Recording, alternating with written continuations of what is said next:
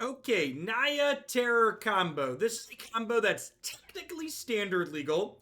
However, we do gain some extra utility here in Historic with it. The combo itself is very straightforward. Terror of the Peaks here says whenever another creature enters the battlefield under your control, Terror of the Peaks deals damage equal to that creature's power to any target.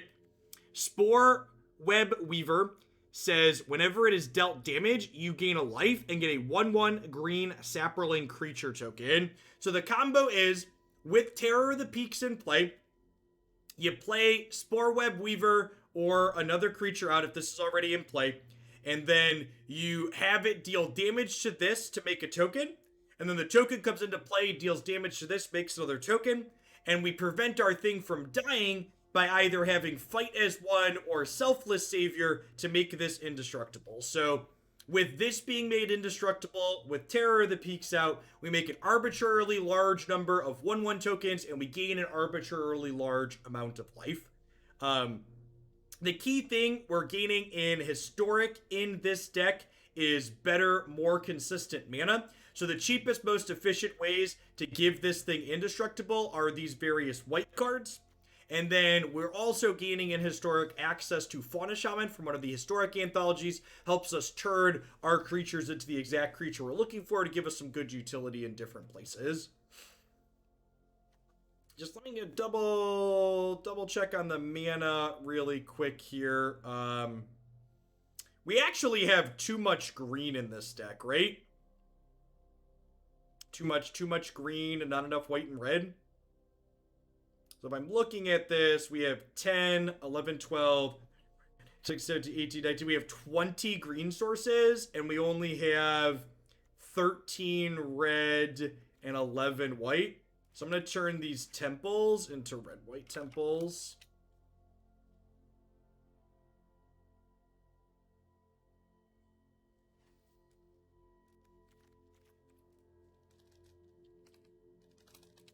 Get our sources up a little bit.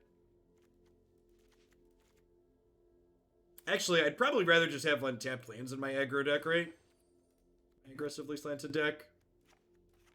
One temple in. Let's get a Sacred Foundry and a Clifftop.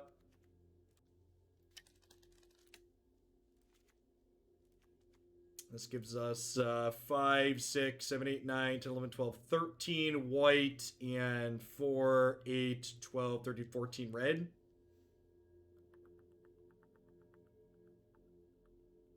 I'm going to go up one more red source. We'll turn a Sunpetal Grove into a Clifftop Retreat. Oh, I didn't count the lands I had on the side, did I? That's still probably fine, though, right? Getting one higher. Yeah, I definitely miscounted the lands on the other side. Gives me 10, 14, 6. Okay, I can put this one back to a Sunpetal Grove. That's fine.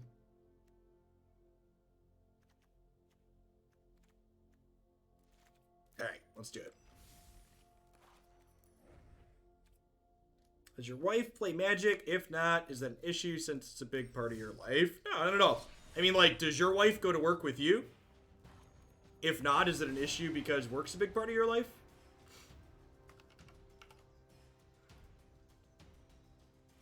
Christy played Magic once upon a time before we had kids running around, but she's definitely more. And I've mentioned this before. Like the wall behind me is all board games. So like board games are our casual group things.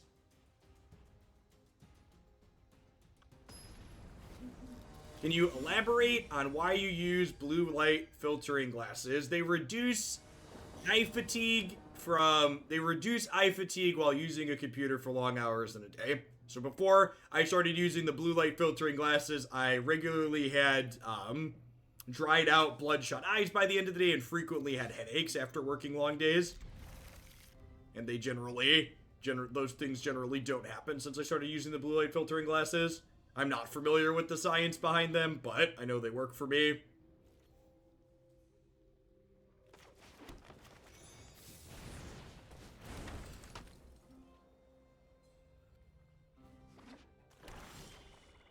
What blue light filtering glasses do I use? I don't remember the brand offhand.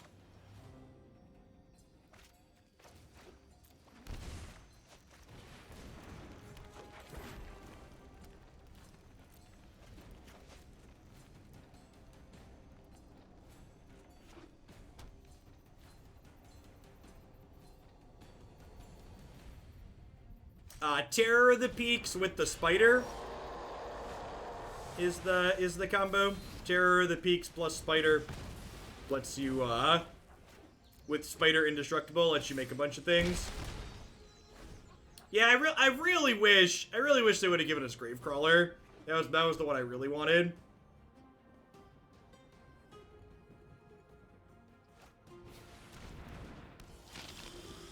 Our opponent might also be playing a combo deck if they've got a white splash.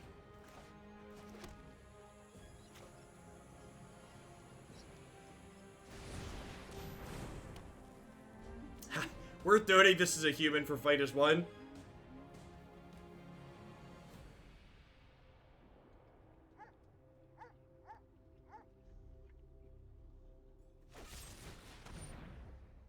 I'm okay with that. I think I want to save this to protect my combo. The sweet thing about Fauna Shaman is she can find all 3 parts of our combo if we find some creatures. Oh, I'm actually missing my second red source here, huh? Worth noting.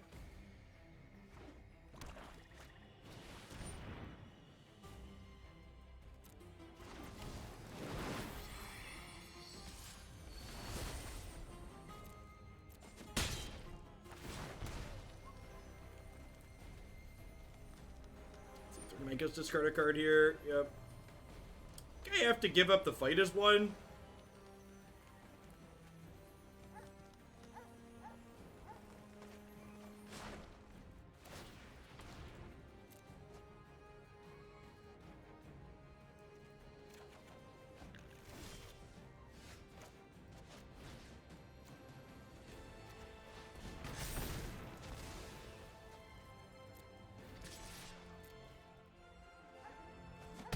Was pretty punishing for playing that extra land out.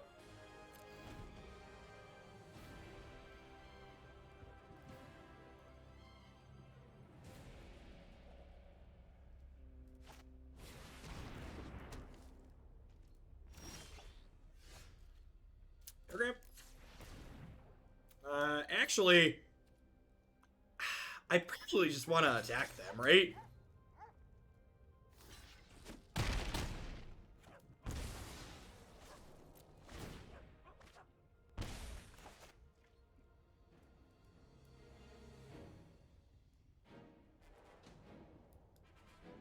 Let them playing Arena out.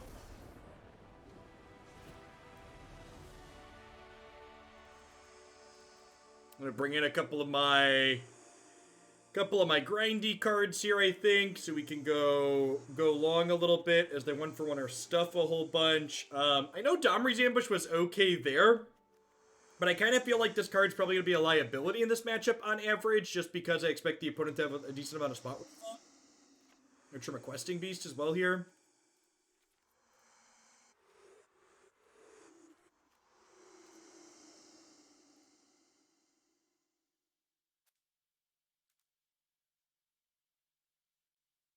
Yeah, it could just be for doubling up Grey Merchants.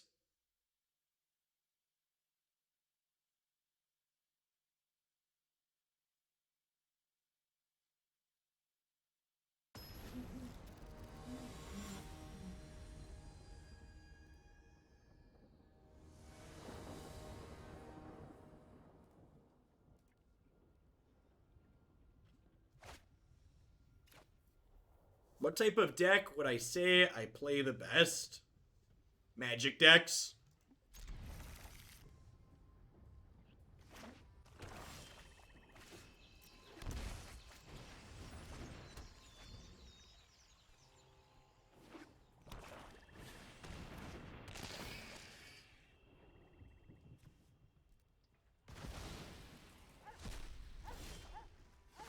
Is uncastable Goblin an option for decks?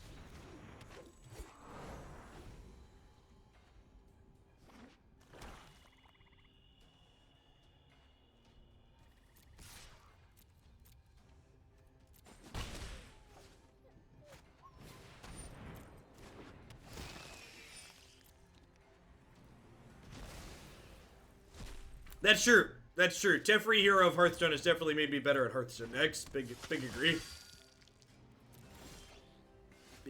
Big agree.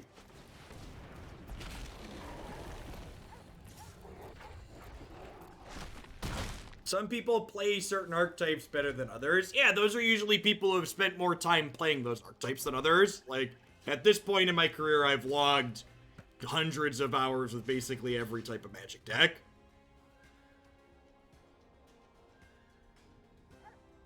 Hundreds, thousands of hours with every type of Magic deck. A lot of hours.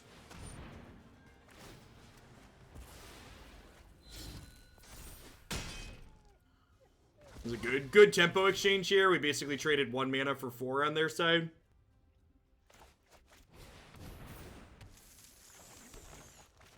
Get our hand empty here. I'm going to offer the trade on the Llanowar Elves because it reduces their devotion count, which would be ideal. Next turn is going to be the Grey Merchant turn.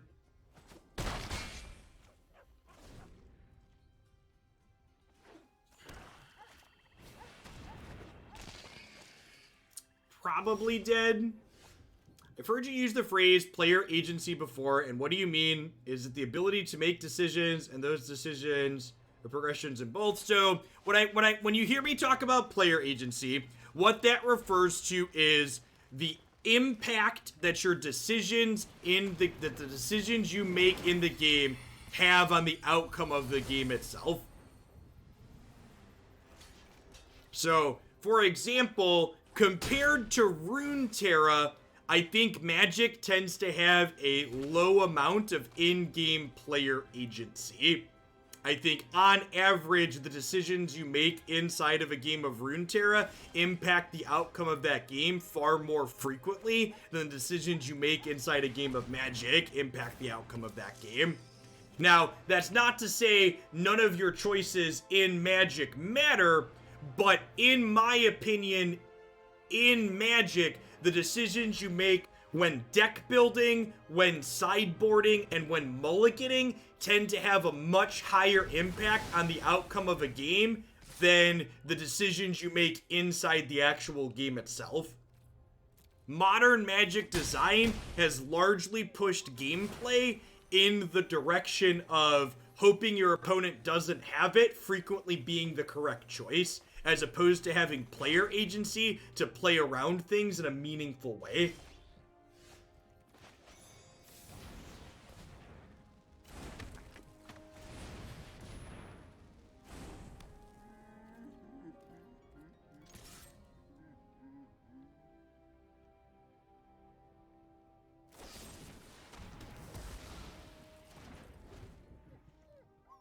Thanks for the 1.5 years, Evan. I appreciate that. Welcome back.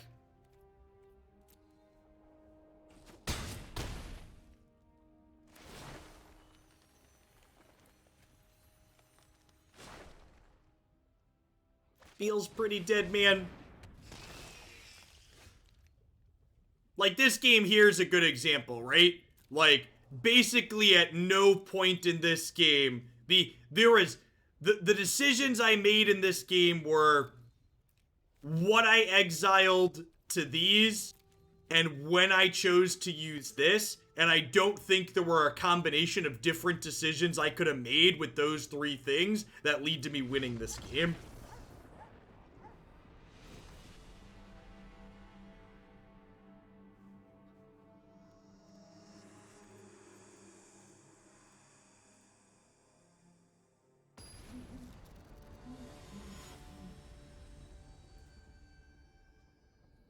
I think an important thing to distinguish about that is I don't think that necessarily makes Magic a bad game. I play a ton of Magic for a reason.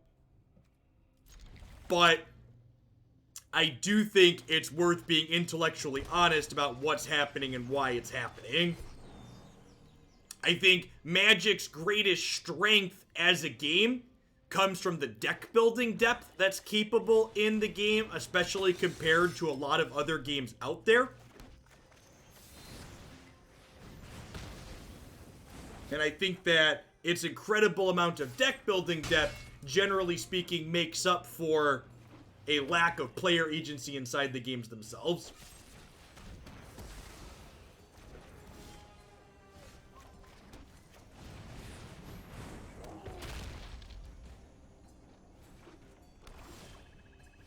one of the things I frequently talked about with regards to Magic and just good games in general is Magic's a game that you can spend a lot of time thinking about and working on even when you're not actually playing it. And like this is a good example of right, like I talked about, you know, deck building, mulliganing, and how you sideboards, a big part of Magic. Like deck building, my opponent has elected to play Phyrexian Obliterator. I've elected to play a base green-red aggressive deck, and now I basically just get gummed up and brick-walled by this because of a decision that I made that wasn't actually a decision in the actual game. Every day is a new mutation. I will take more standards. I will entertain the idea of more standard submissions. Who am I to reject your money?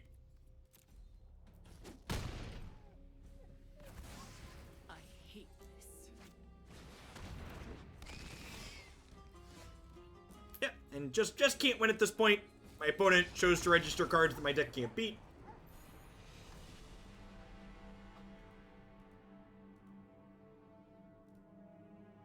I think, in my opinion, having played a lot of different card games a good deal, I think Runeterra has the highest level of in-game player agency of anything I've ever played.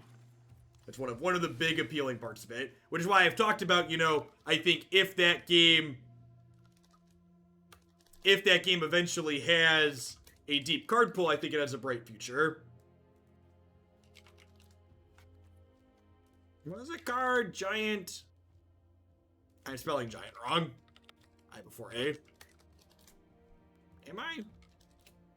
Giant Killer. I don't know why I thought it was Slayer. Giant Killer is a card I would like access to that we could search up with Fauna Shaman.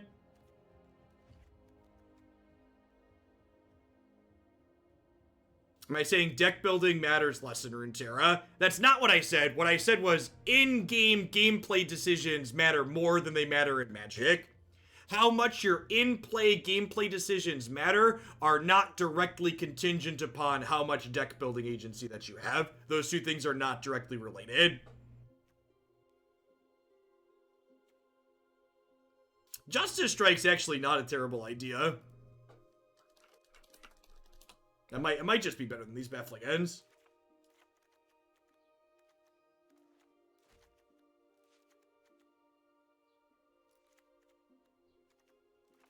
I think I really need these Cinder Vines.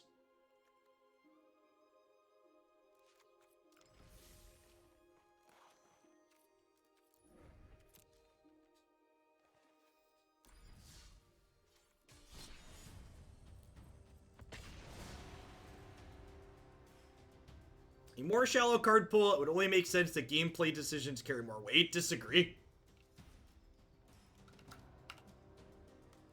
Depth of card pool has nothing. In fact, just to give you a good example of why you're wrong, Legacy, Magic's Legacy format has an incredibly deep card pool.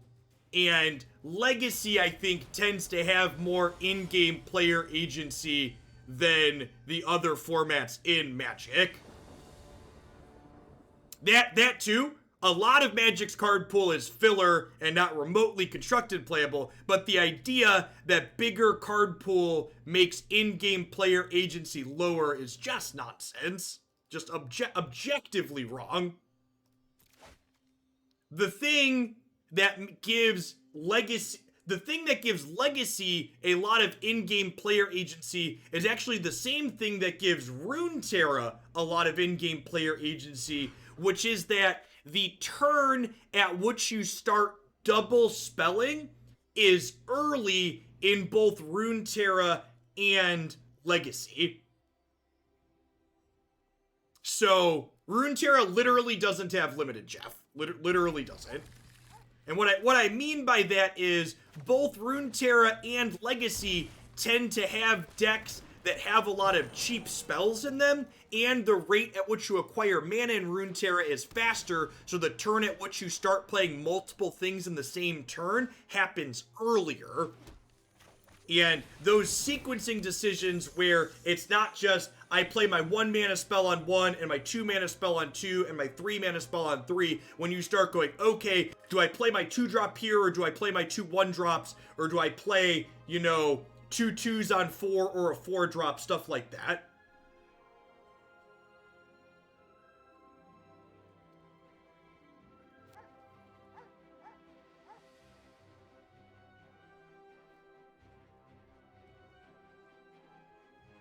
Think of Angelic Ascension.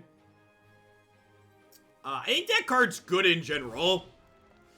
I think it's especially good with Teferi, Hero of Hearthstone.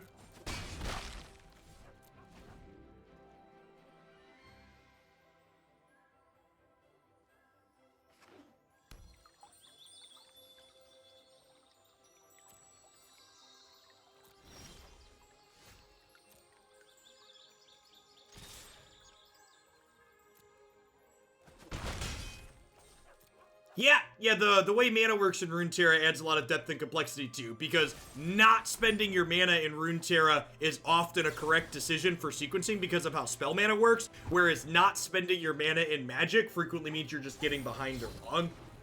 Thanks for the quarter of a year, Reckless. I appreciate that. Welcome back.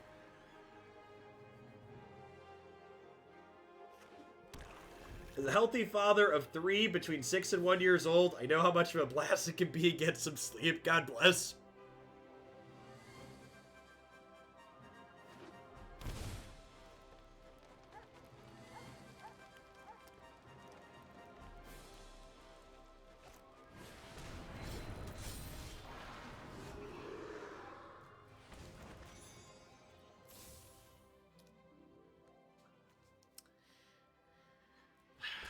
I guess I'm doing this and then playing this. Is this a combo deck? That's what the title would imply. Oh, the title actually doesn't say combo, but it does it. JK. Let's fix that. It is a combo deck.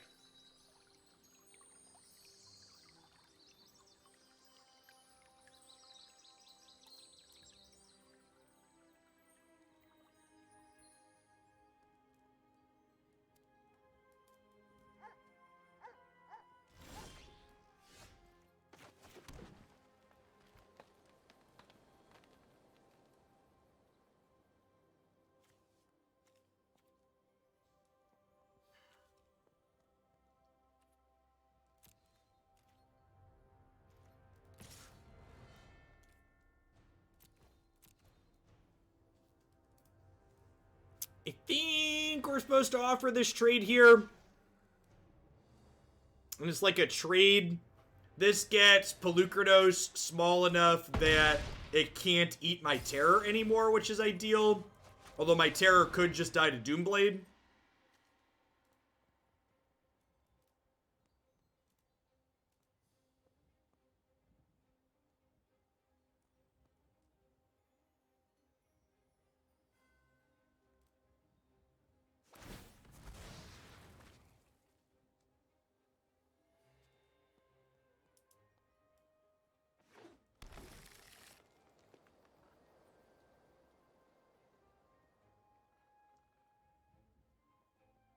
I mean, to be fair, there's a ton of digital games out there that have... There's a ton of digital games out there that edit booster packs. Or that have booster packs, because booster packs are the most profitable way to structure your economy. Like, booster packs are super predatory and encourage people to spend more money than they need to.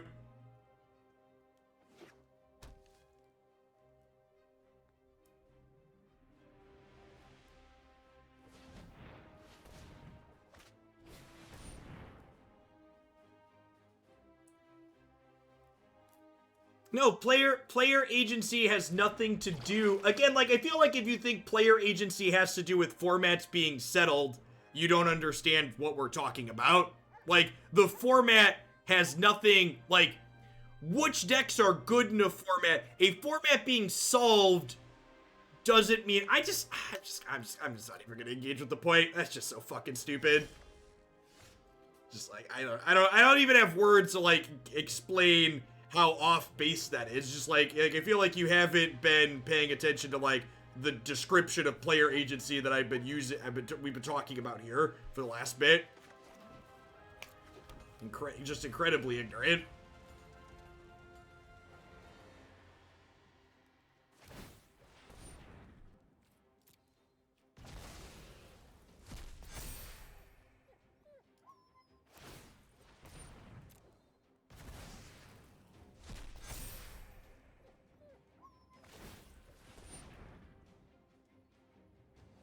I didn't mean to ban that person, I meant to time them out.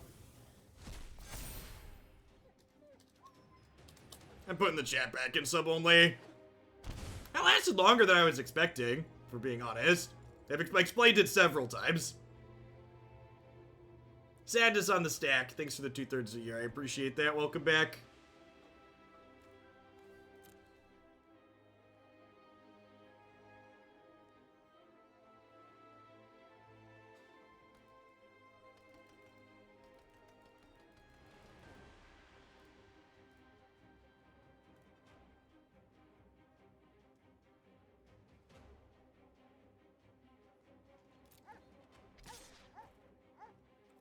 Everybody, that's another thing too. Like, Magic players,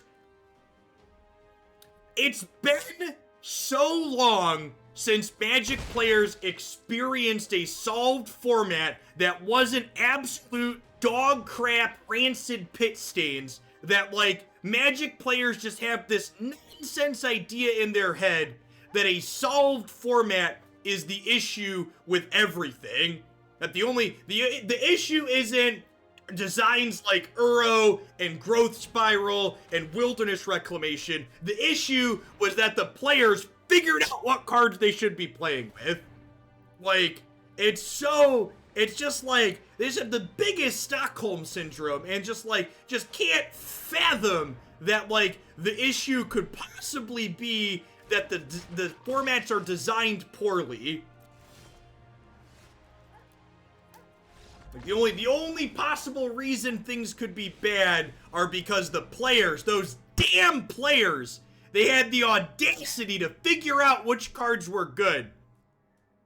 Darn you, players! Curse you! Why would you minimize and maximize and figure out the good things? It's the data's fault.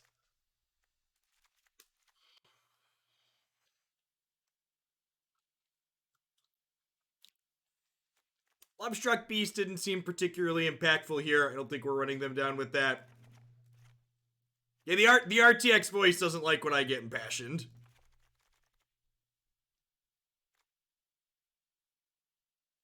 So it couldn't possibly be that the formats are designed poorly. It's definitely that they were solved.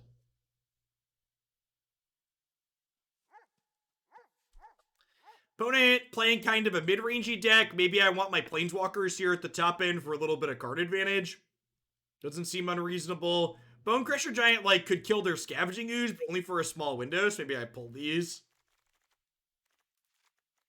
I'll leave the Miser in to search up with Fauna Shaman. Yeah, and like, the solving is bad is basically an extension of the net decking complaints. Big agree on that.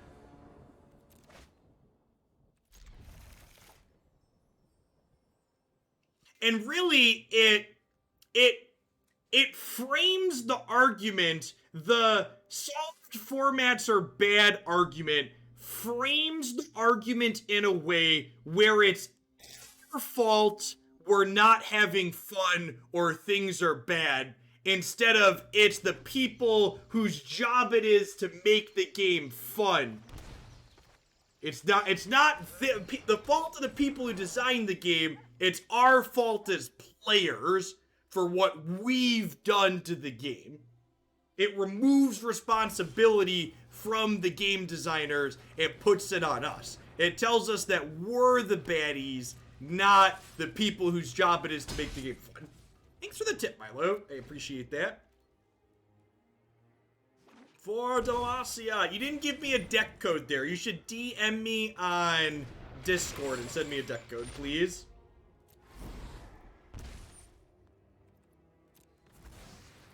I don't mind net decks, just no land destruction, discard counters, or aggro. That's a great comment. That's a A plus, underrated comment.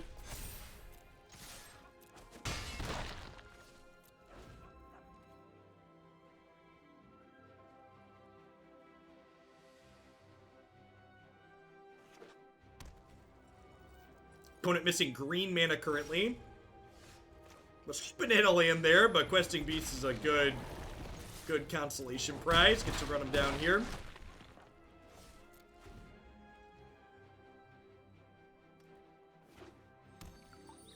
RTX does not like me to be happy. This is no, Jep, you must not laugh. Well, poop.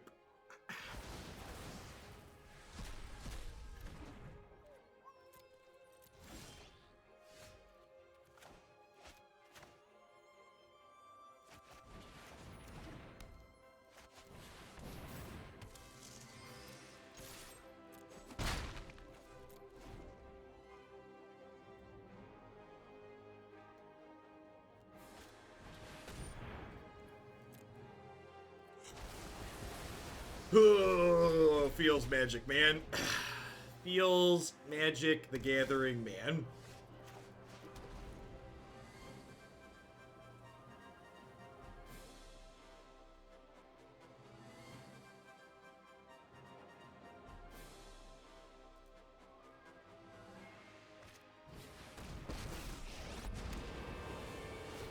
This battle is going to end on my.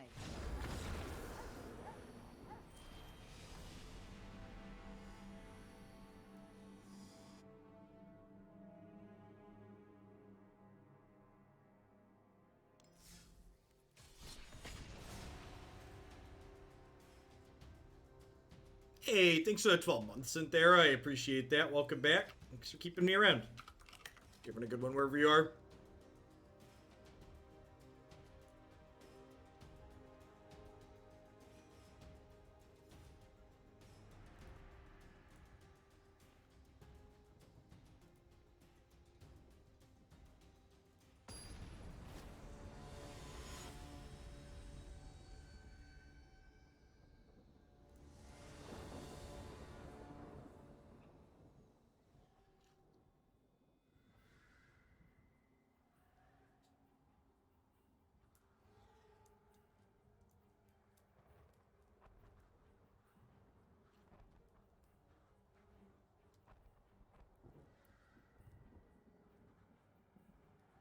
Hey, Smarty.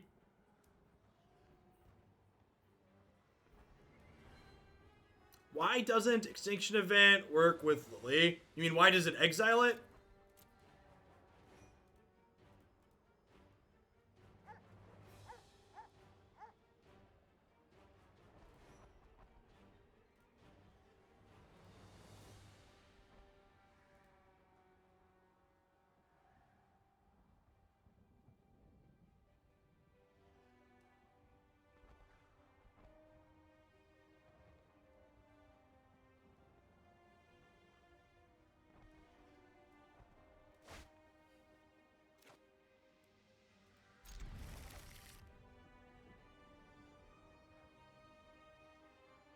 Spin Effects, thanks for the 7 months. Welcome back.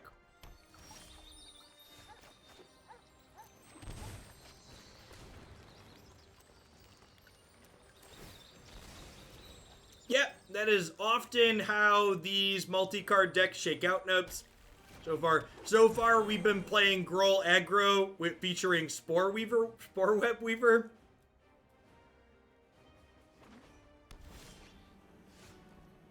We'll give it an hour and see if things can come together or not for us.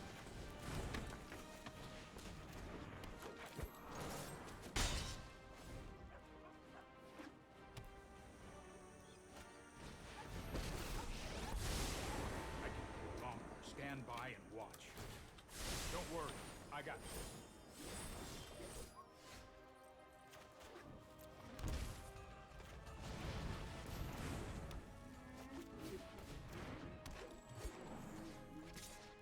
Shatter me, daddy, shatter me. Besides Underlords, I ever played any of the other just games I did not shin.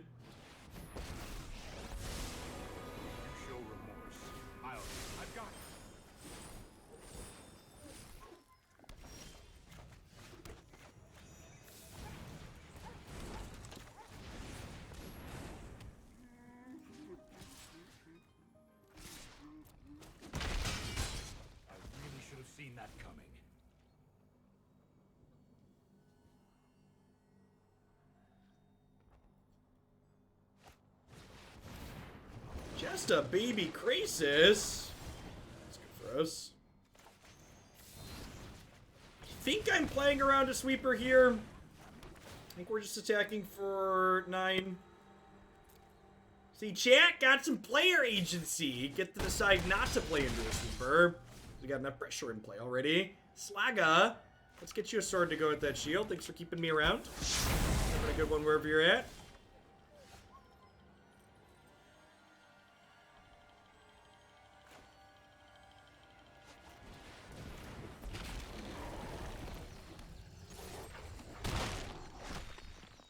Yeah, I feel like the groove we settled into for the last week is a good mix. Doing 2 Magic decks a day and 1 Runeterra deck a day feels like a pretty good spread for my content.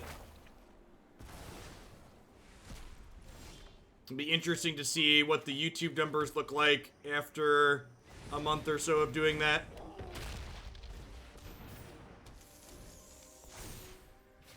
Hard to judge too much because I just had like a full week off and like a half week off before that.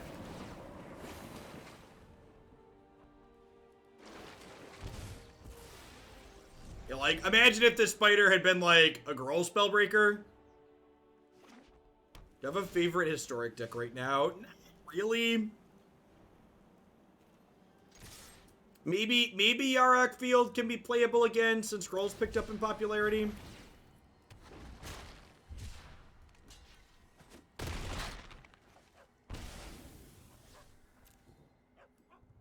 Yeah, like, we're basically just dead at this point. My opponent gets to bring back Uro with this. It dies, then they escape Uro going back up to 9.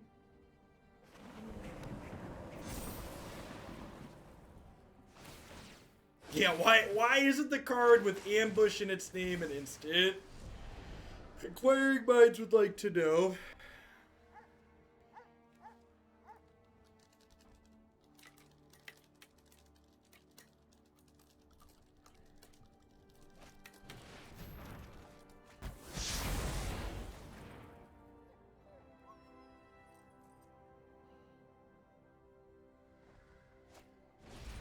This is part of my work.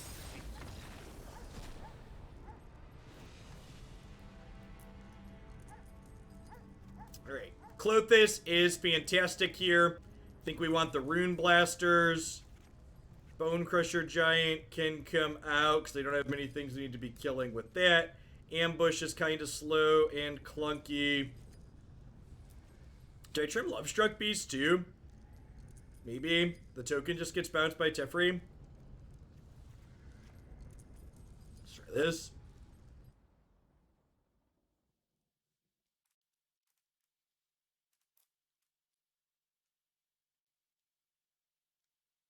And then, for folks that are looking forward to seeing the 4-color Enigmatic deck today, we did have this as a cut the line, but I'm just going to go ahead and stream a little bit longer than I was planning to today since we had the cut. So, we're going to do a 3rd Magic deck after this one, and then Runeterra to wrap up still.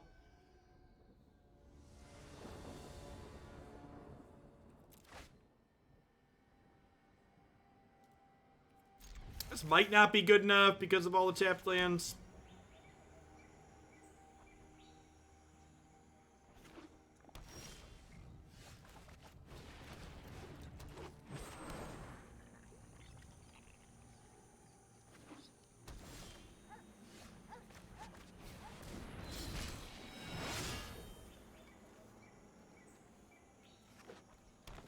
The peaks are scary, chat. Don't go it alone. Do you have a counterspell, a counterspell, a counterspell? I would like to kill this land.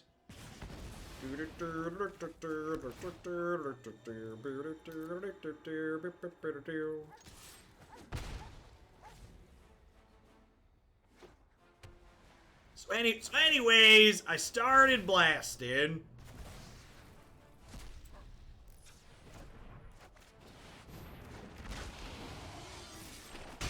Kill the breeding pool to send a message. Killing their white mana seems most appealing.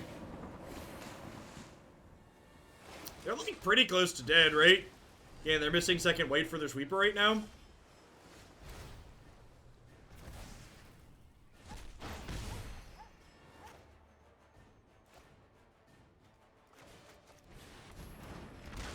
Sylvans! Thanks for the half a year. I appreciate that. Welcome back. They are dead? They're dead. Yep, exactly. The old Exaxes. Yeah. You consider playing Path to Exile? I tried Path to Exile at one point and it didn't work on Linux.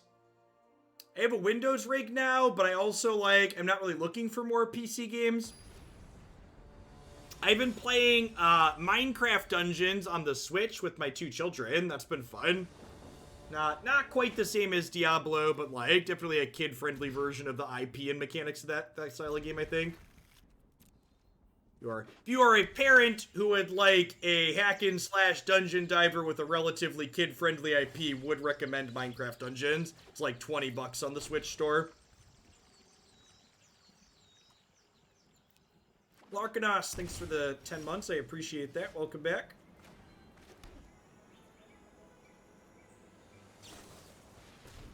That is the goal, Gagu.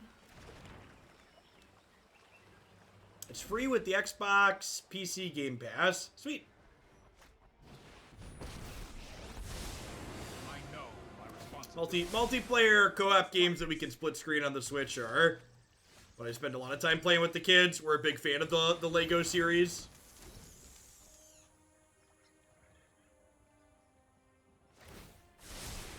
Trust me, I have a plan. This is the part where I play Questing Beast and then get shattered. Just an Aether Gust, eh? I think that one's good enough that I want to draw it next turn. Time for plan B, as soon as I think of one.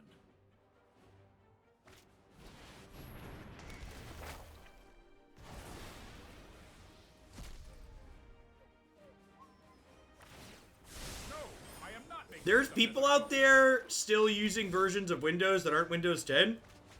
Is that real? Algar, thanks for the 24 months. I appreciate it. Welcome back. Didn't they give everybody a free upgrade at one point? Let me know if you're up for round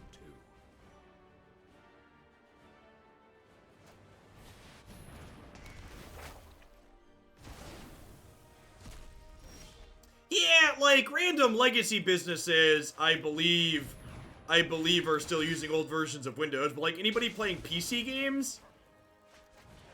There's people playing PC games that are still using Windows, not Windows 10?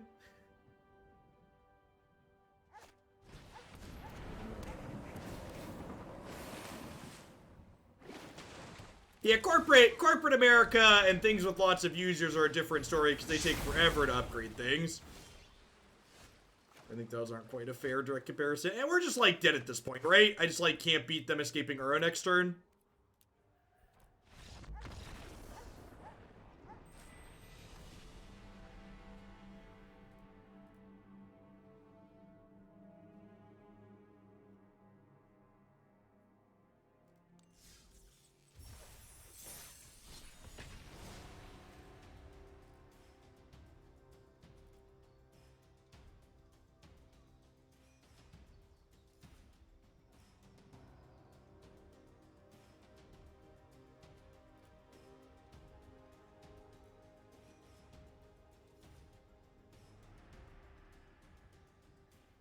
Your experience working in the UK, upgrade to Windows 7s often got canned, so they can start evaluations from scratch with 10. Sure.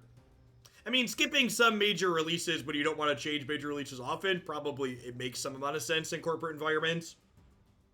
Again, my comments were mostly regarding playing Minecraft Dungeons on old versions of Windows.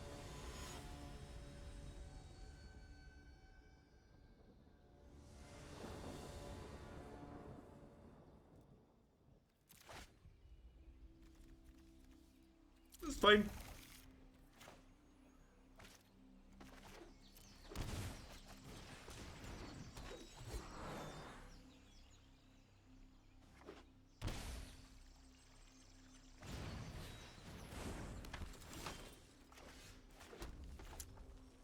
Is this it, chat? Is this the game where we do the thing? I would really like to accomplish the thing at least once before we finish.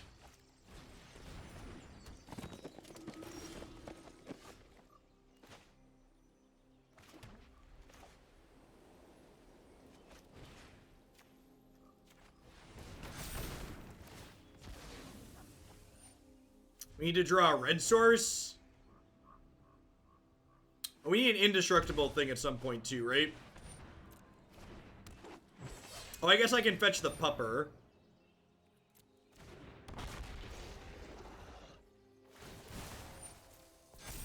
I wonder if their deck gains for being in black and gains for being in historic.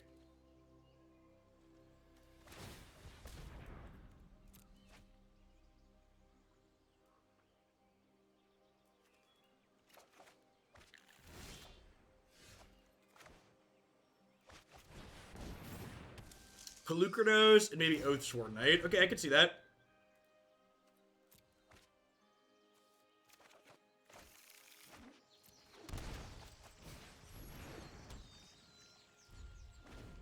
Oh, you know what? I'm supposed to wait there. I'm supposed to wait to play this, right? Because if I wait to play this, I could combo next turn if I draw red source.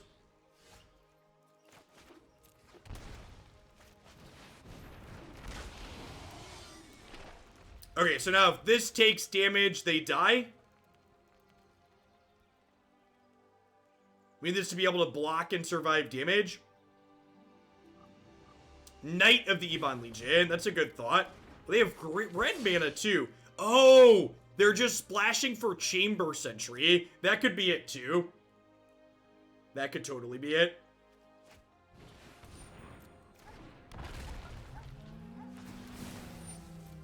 It doesn't need to survive, you're right. Alright, so if they attack here, we kill them.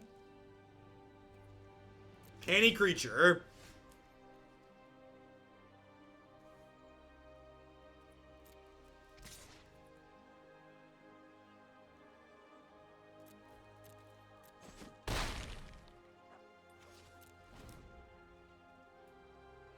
So if I would have waited to play Selfless Savior, we could have won last turn with the combo. But I did not wait, and now we're in trouble.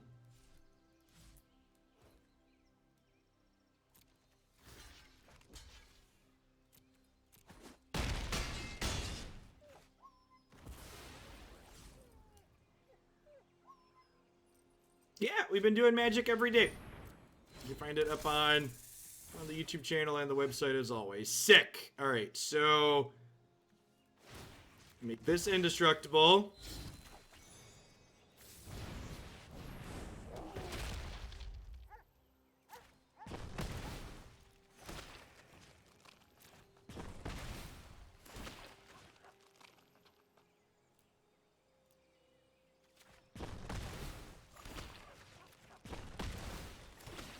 With gameplay warnings off, this is 1 life and 1 token per click.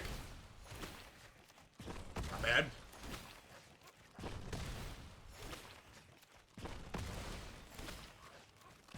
All right, you know, I can end the set happy, champ. I can end the set happy.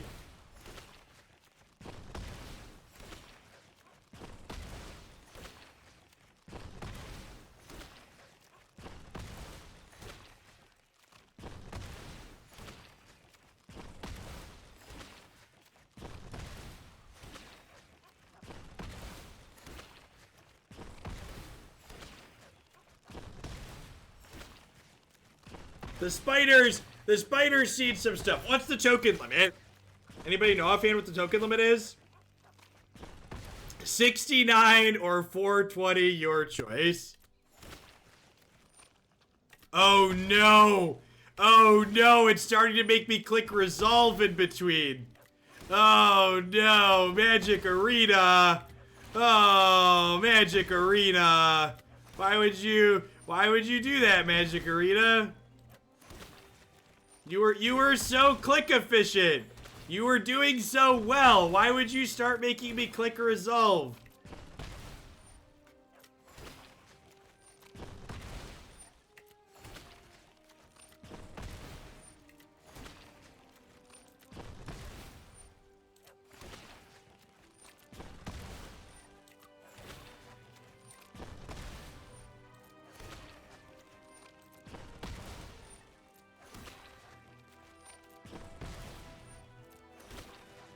It just has like a main deck sweeper, right?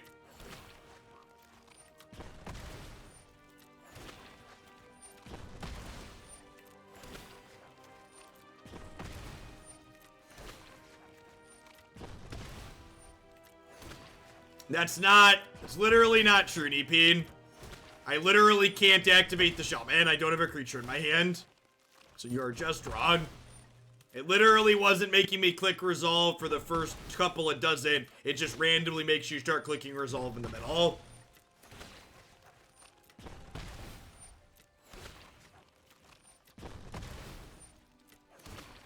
Alright, 9 more.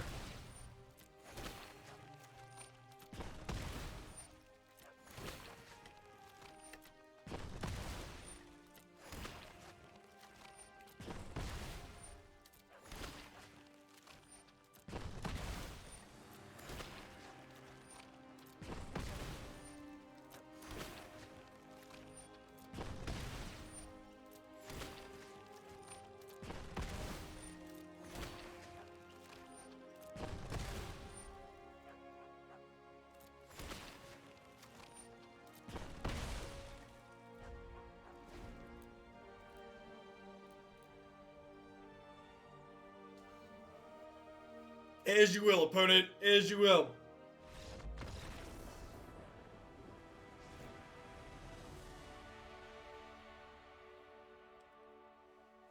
Alright, Justice Strike sounds good. Giant Killer sounds good. Lovestruck Beast gets outclassed by their creatures pretty quickly.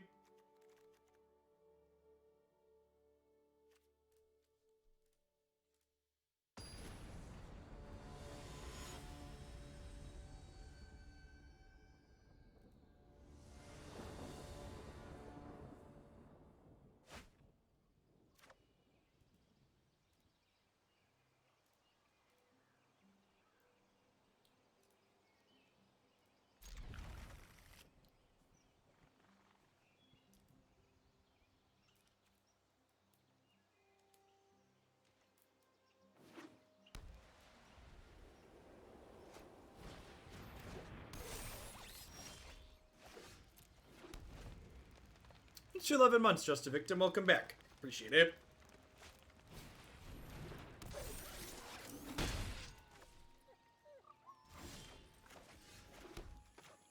How about a Grizzly Ooze?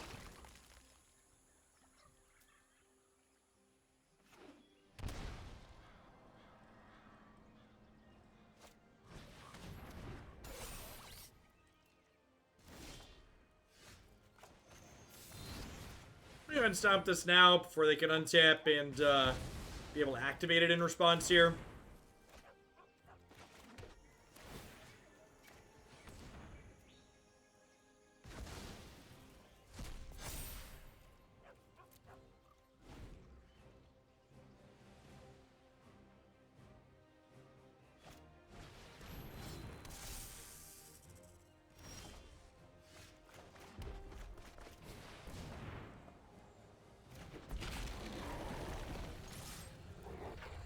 I'm okay if they want to trade their 2-2 and their 1-1 for my skews here.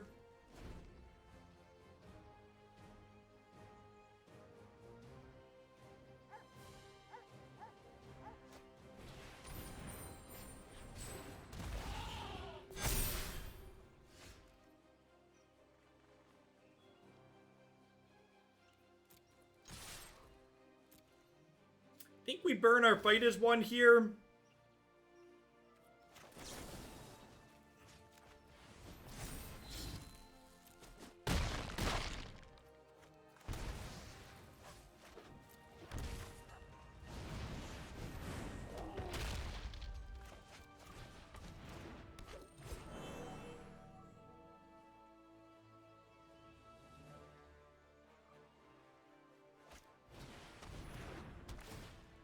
Lose Scoos here, sure. I expect we'll see Bonecrusher trade with Stone Coil and they'll take 4 next turn.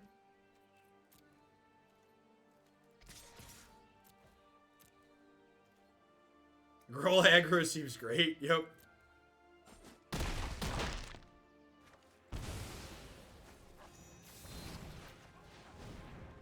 Put you to 1. Lethal threat into play. One have just stumbled long enough that they can't recover here, and we're able to have a good girl aggro hand. A little bit of a combat trick. Goodbye, friend.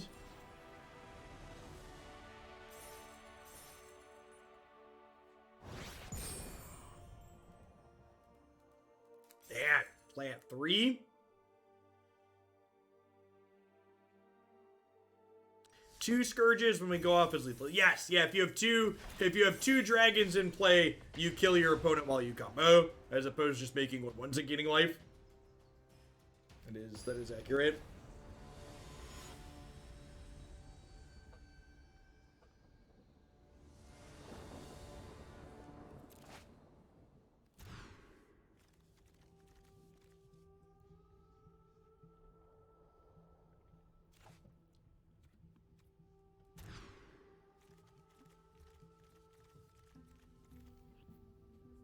This looks fine. We'll bottom, maybe bottom the fight is one here with the 2 good boys in hand.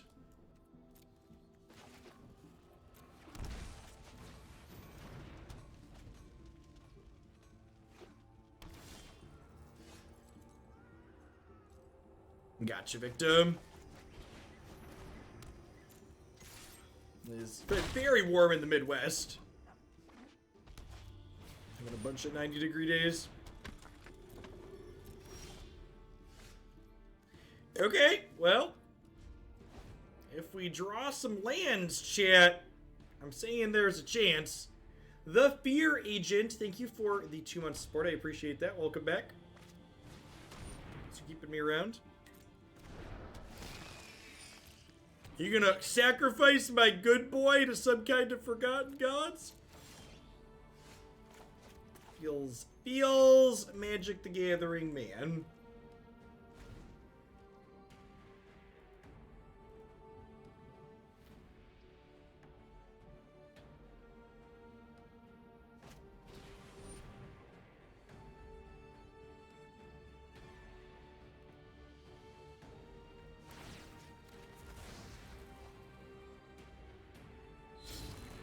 The Fear Agent.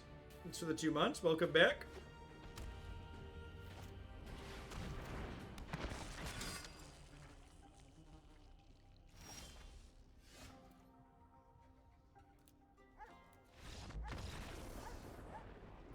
It was my good boy. He wasn't supposed to be your good boy. Justice Strike looking much worse than Baffling Entier in the face of their 1/2 priest.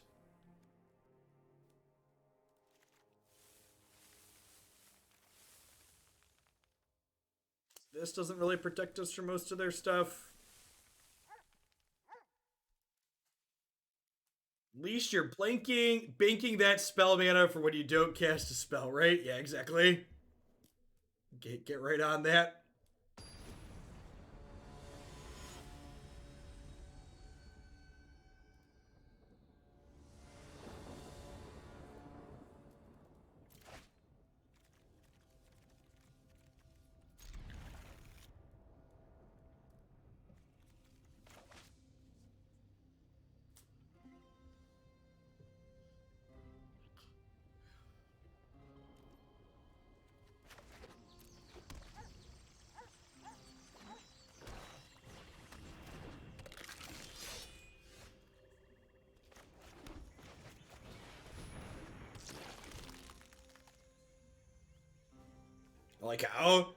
I like how the oozes come into play. Sound effects is just like the adapt sound. You ooze, you lose, chat. You ooze, you lose.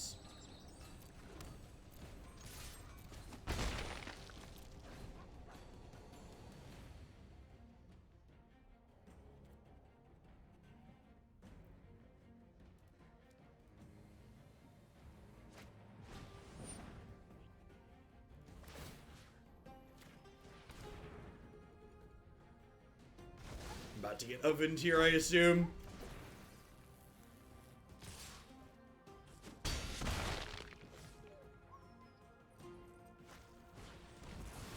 Village, right? Even worse for us. Pick up. Is this effect finally playable at 1 mana? Like, they printed this effect at 2 mana a couple of times. That's never really seen play.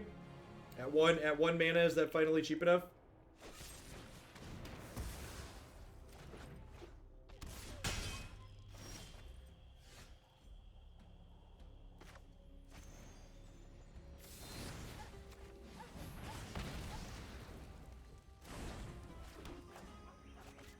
I'm ready to play it alongside Young Pyromancer. That sounds great. Yeah, Dr. Beezy and Jumpstart sounds wonderful.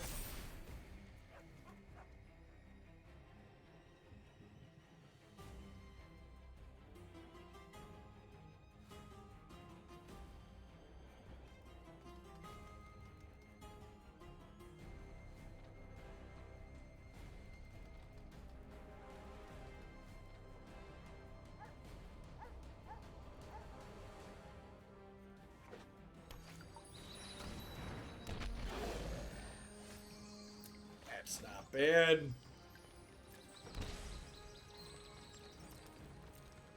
Start by attacking with Scoos here, see what they do.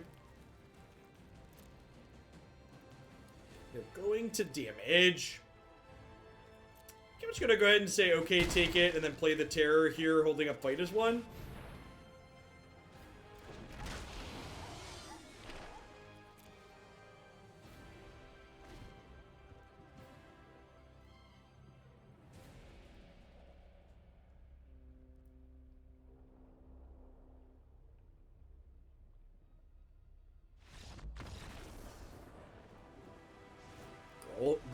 Girl aggro wins again.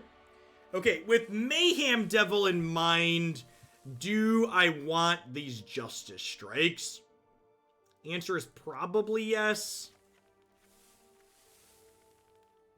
Probably yes. With no specific synergy, what's the max number of SKUs main decks will play reasonably? 3 to 4 is fine. I think 3 to 4 is fine. SKUs, especially in creature-based decks, is going to be large enough that it's a must-answer threat, and when they answer the first one, having a follow-up is good.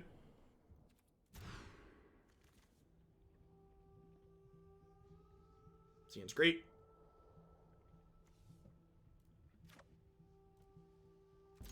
Bottom the Domri's ambush here.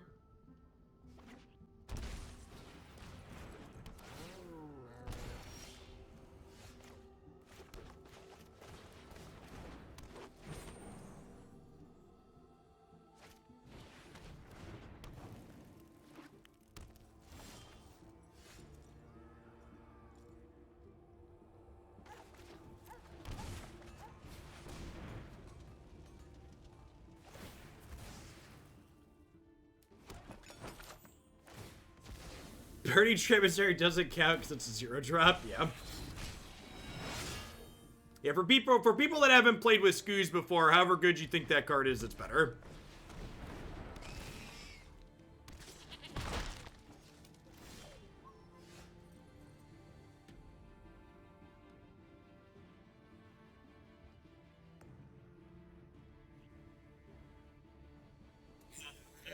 Woe Strider making, or Oven making Bonecrusher Giant worse feels real bad.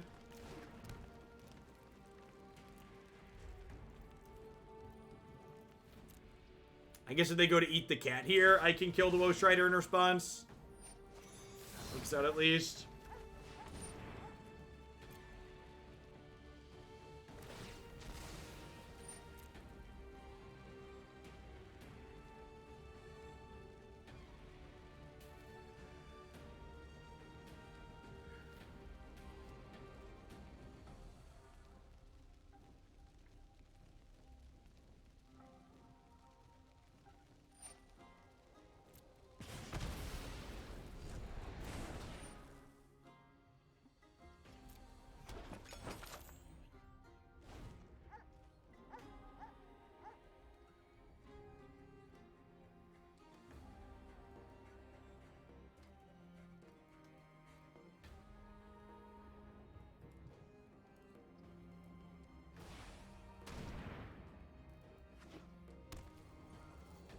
really. Their best play is just put that in their hand tier. Bodes well for us. We get to eat their Woe Strider here. We don't want to eat the cat because they'll just return it to play in response.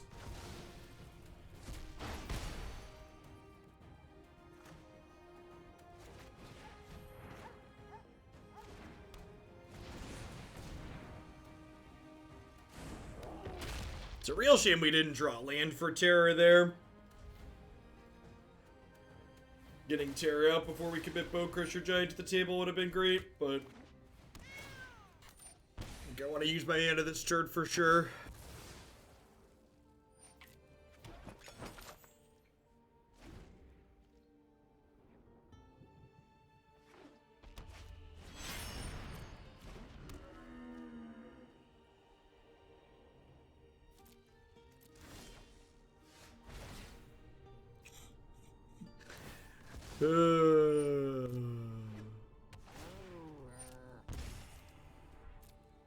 Feels magic, man.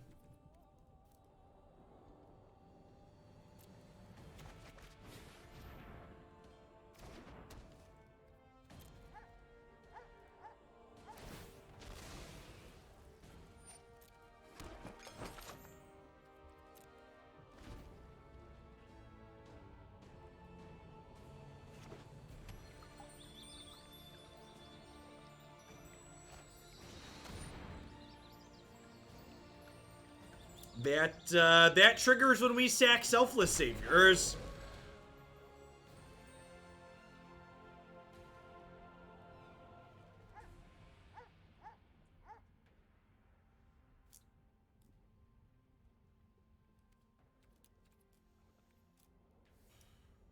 I guess if we draw a land, we can hit Terror, but like, no, yeah, if we draw a land, we can still hit Terror, right? Because if they crack the Fabled Passage to kill Llanowar Elves, the Klothys.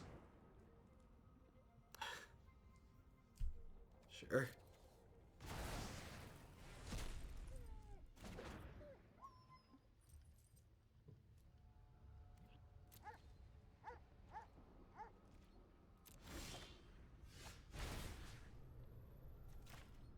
Well, I mean, it's a good pickup.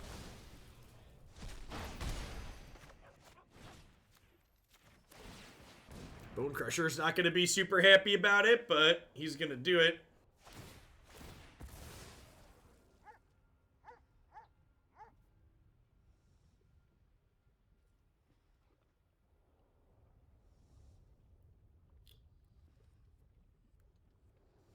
Wait, can they kill my Bonecrusher in response here? Because sacrificing... I think they could have killed Bonecrusher in response, right? How does Terror feel in Historic? Pretty slow and clunky.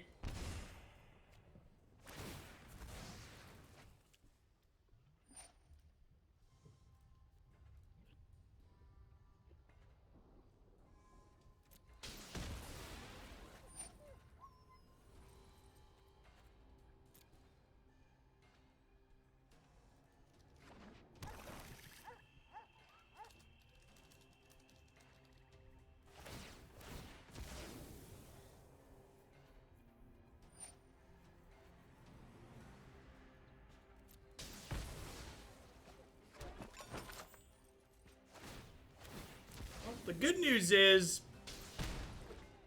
good news is we get to block here profitably, and we have Klothys still just ticking down, so we're like treading water with the cat. And they did put a Fabled Passage in their bin, so if we find an untapped land here, we can Klothys to cast a Terror.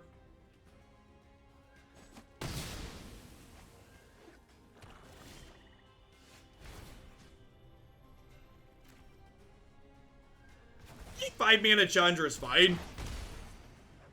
She does a reasonable amount for her casting cost.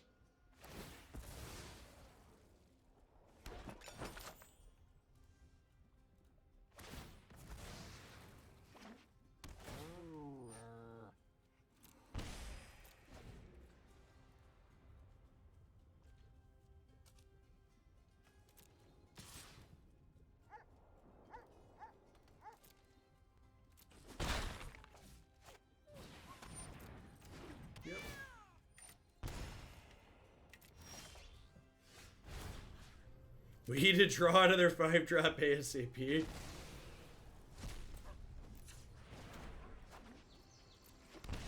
Alright, down to 7. They'll cycle this, put us to 6. They'll attack us next turn, put us to 5. They can cycle, put us to 4. But then Klothys is going to start exiling things again, which is nice.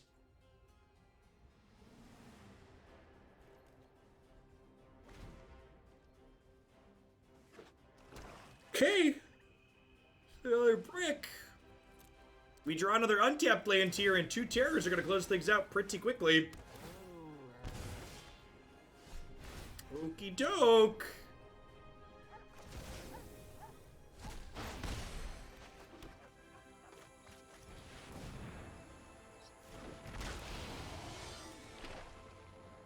They're dead. They're dead next turn, right? Because we can deal 12 total. They're gonna loop this cat, go up to 10. They can loop the cat again, go up to 11. But then the Klothys trigger plus the terror kills them.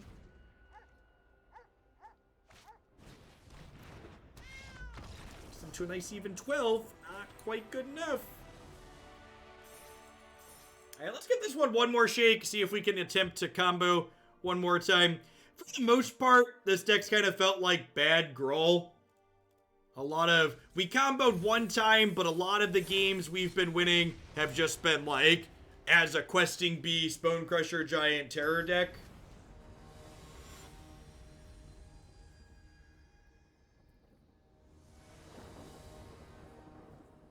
No, a week ago, Darth Clyde, I would have really agreed with you, but as the format's been played more, the amount of Nexus we've played against has gone down a pretty significant amount.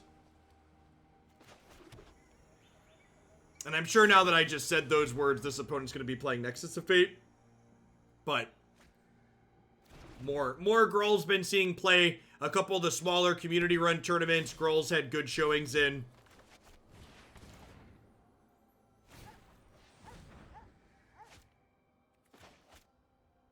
Trudon only plays Nexus, sure.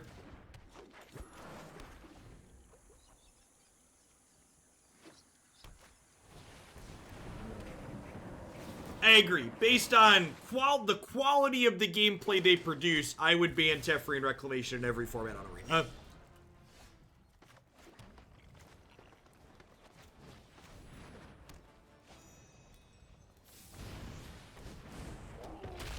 And they will in fact definitely be banned from the Hooglandia Open on the 18th.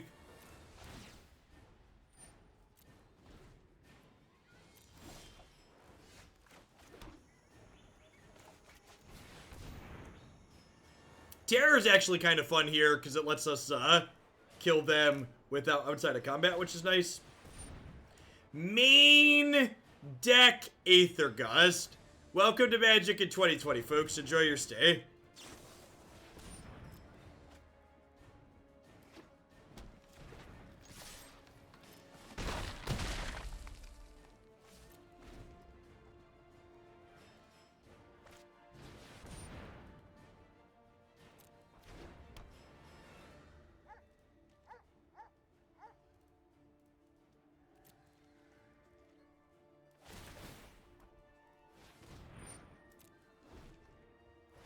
To be fair, it's a worse main deck remand.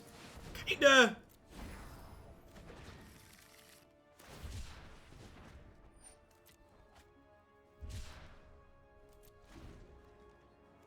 And they get 2 Escape Uro here, which means we can no longer win.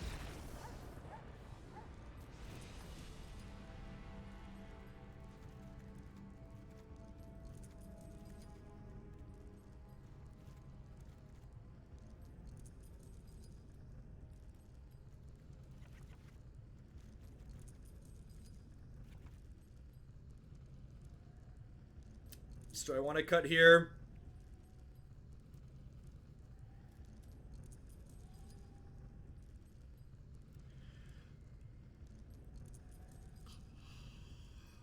I think it's probably just played as one. This doesn't have text outside of being a combo piece here.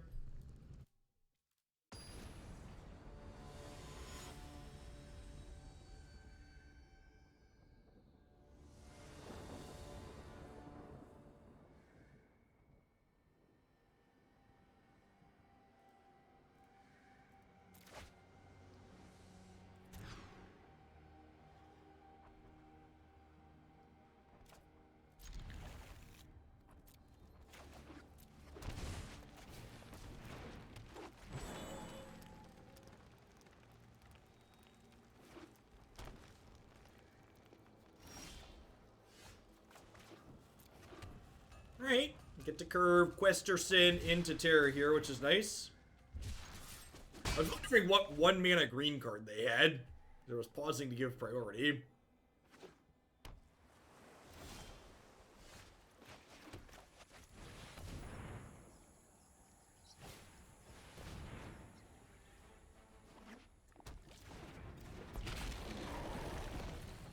Oh, I missed Gully Seagull.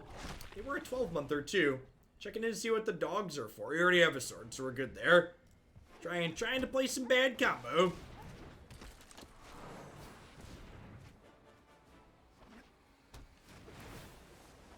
I'm a loot. Thanks for the brand new Prime support. I appreciate that. Welcome to Hoaglandia.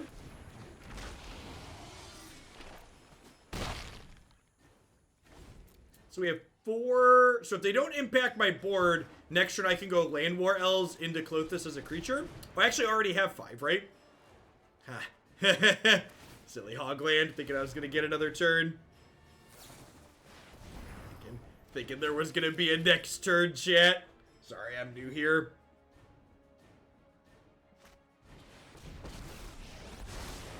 Let us have a storied battle worth retelling. I know to be somewhere. Alright, is your last card Nexus of Fate, or do we get a chance?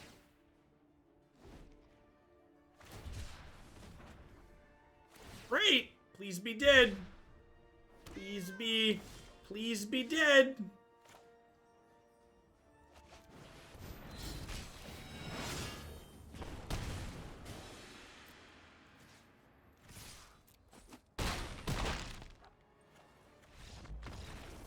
And again, like, that's why Nexus of Fate really kind of sucks. Like, we won the game, but, like, we won the game because they bricked off, right? It doesn't feel like there was anything meaningful that I really did there. It was like, oh, they plushed their Tameo, and they missed their Nexus of Fate, so I got a turn, and we, like, got to do a thing. Even when you win, it's like, the wins are just as unsatisfying as the losses.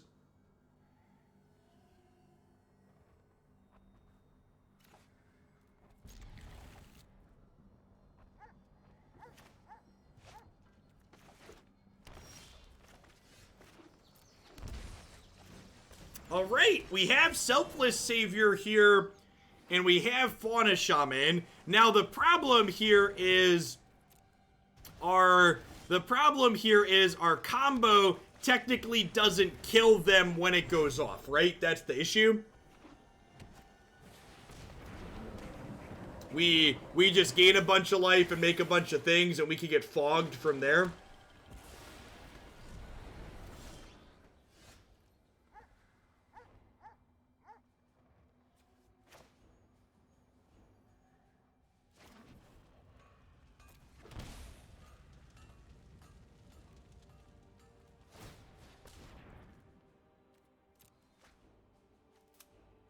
Since we drew the Weaver, I'm gonna play the Llanowar Elves here. And this sets me up to Terror next turn. I would like to ask about any news or anomalies you have. Let me aid your research.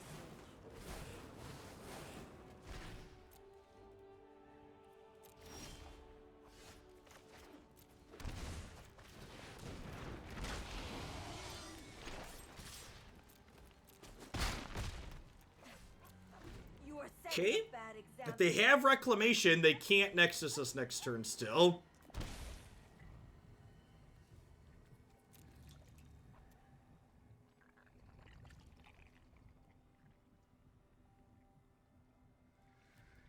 If we make 69 tokens, we can probably make them take 70 plus turns to kill us, and they'll probably time out before that. God bless.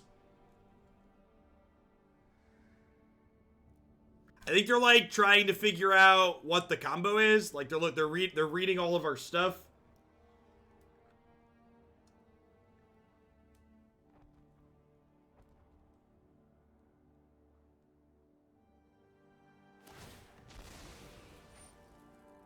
Yep. The storied past holds our future. Yep.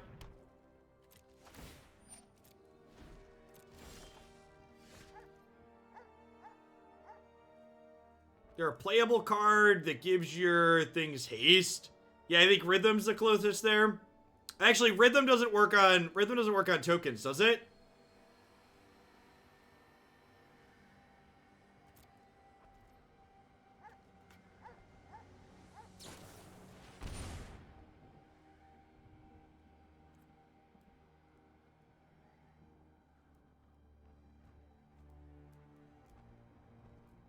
Okay, so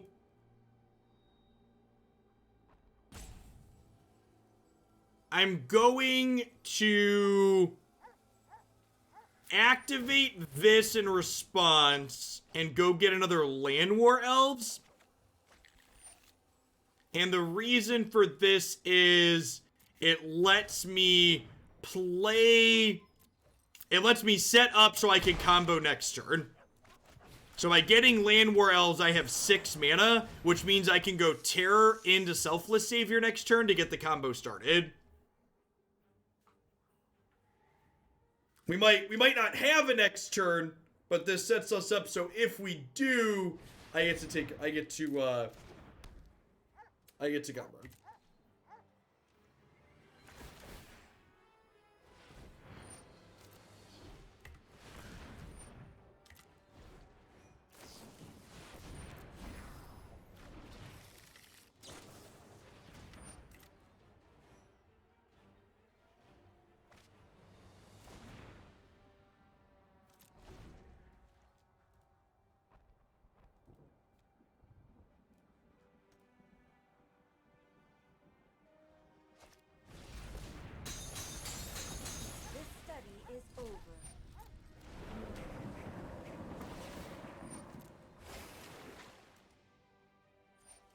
And then if they have a Nexus from here, we're probably dead.